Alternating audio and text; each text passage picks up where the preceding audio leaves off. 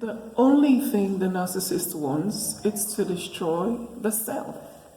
And it's not even themselves, because they don't know what the self means to them. But it's the self that they copy in other people, especially their codependent or the empath. They mirror you when they first meet you so that you fall in love with them. In actual sense, you fall in love with yourself because you see all the good qualities and you see the possibility of another person who respects and understands what it means to have feelings and have emotions and have them respected. And this is what they capitalize on. So that's why the first phase feels so interesting. It almost feels like an instant attraction, right? Because they tell you things that you not necessarily want to hear, but things that are a part of you, things that you envision as, excuse me to say, the right one.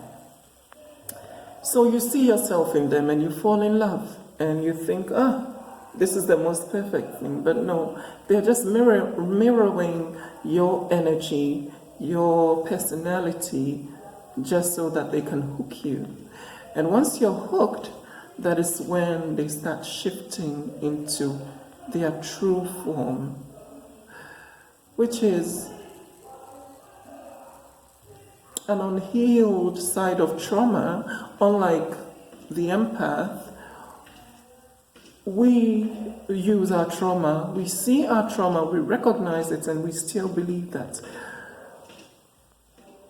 there can be good in this world. We can make an impact of goodness in this world, and there are still good people out there, and that's what we seek.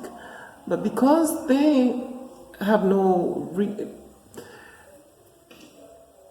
it's like almost innate, but it's also deliberate, because they have internalized their trauma so much so that they have accepted that it's a darkness they can't heal from, and so that's how they must live. They must live the darkness or become the darkness. And so this side of them shows after they have copied their victim's personality, and then immediately after you see their true colors.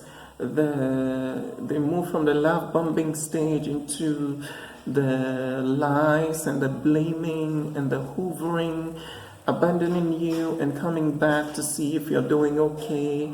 If you're not, then they are happy and gleeful. If you are, then they want to pull you back into their game just to bring you back down into feeling horrible about yourself.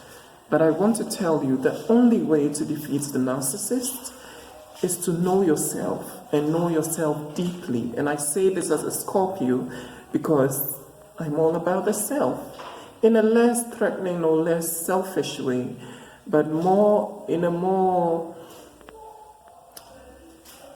trying to understand what it means to be human, the intricacies of our emotions and personalities. It's almost psychological, but also very spiritual.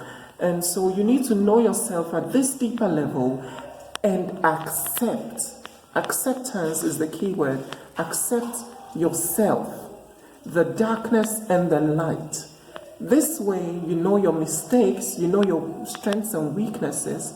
And so when they come back and they initiate their hoovering tactics, their blames and gaslighting, you're already aware of who you are.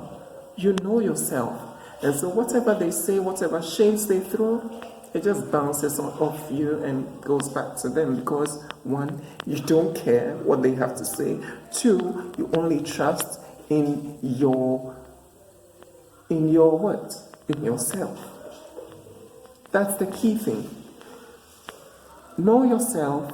Be content with yourself. Trust yourself. Don't be codependent.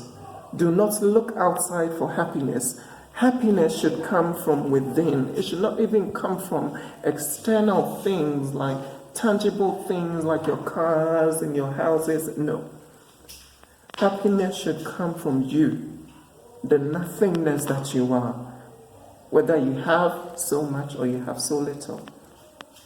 This is how you defeat the narcissist. I have done this too many times, and I know what I'm talking about. Happiness should come from you, not them. Do not be dependent on them to validate your emotions and feelings or happiness or anything. You validate your own self because you matter. My name is Oteanankanduro, the healer of snake bites.